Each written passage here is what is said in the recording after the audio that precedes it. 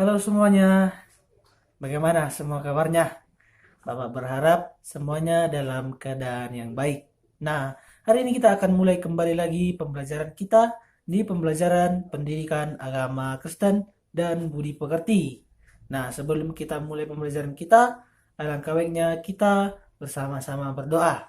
Kita berdoa, Allah Bapa kami yang di surga, kami mengucap syukur atas hadirat-Mu yang senantiasa kami rasakan. Tuhan, terima kasih untuk berkat dan penyertaan Tuhan yang setiap hari kami rasakan. Dan juga ya Tuhan, hari ini kami akan mulai pembelajaran kami di pembelajaran pendidikan agama Kristen. Kiranya setiap pembelajaran kami dapat kami pahami. Terpuji dan mulia namamu sekarang sampai selama-lamanya. Amin. Oke, kita akan melanjut pembelajaran kita di pembelajaran yang baru, yaitu di pembelajaran Allah mengasihi dunia. Nah, sebelum kita melanjutkan ke pembelajaran Allah mengasihi dunia, kita akan memasuki cerita di dalam Alkitab.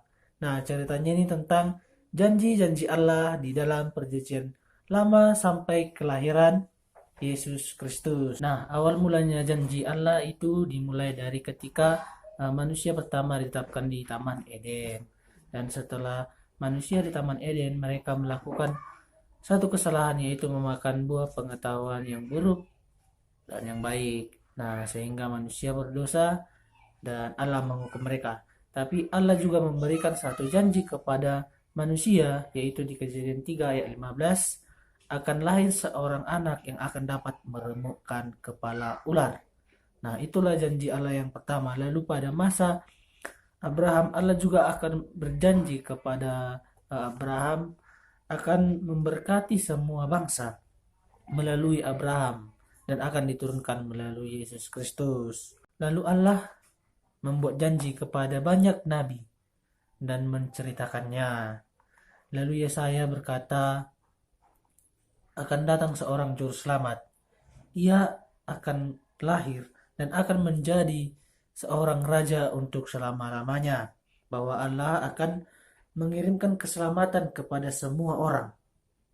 Dan bahwa juru selamat akan menghapus segala dosa-dosa kita dan penderitaan kita. Nah, ini dikatakan di dalam Yesaya 9 ayat 1 sampai 6, lalu di Yesaya 7, lalu di Yesaya 53 ayat 2 sampai 5 telah ditetapkan bahwa Yesus Kristus akan menderita di kayu salib. Nah, lalu setelah itu Daniel juga bercerita tentang janjinya Allah.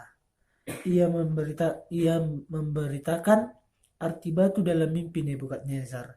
Batu itu memecahkan semua kerajaan lain dan batu itu tumbuh besar. Demikian seperti demikian kerajaan Yesus akan tumbuh dan menjadi kerajaan yang kekal.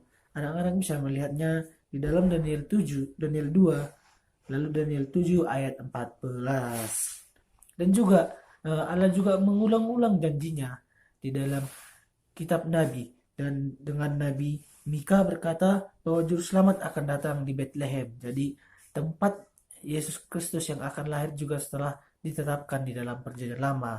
Yaitu tepatnya di Mika 5 ayat 1 sampai 2. Nah, Nabi Zakaria juga berkata bahwa Sang Raja Besar akan membawa keselamatan bagi semua orang.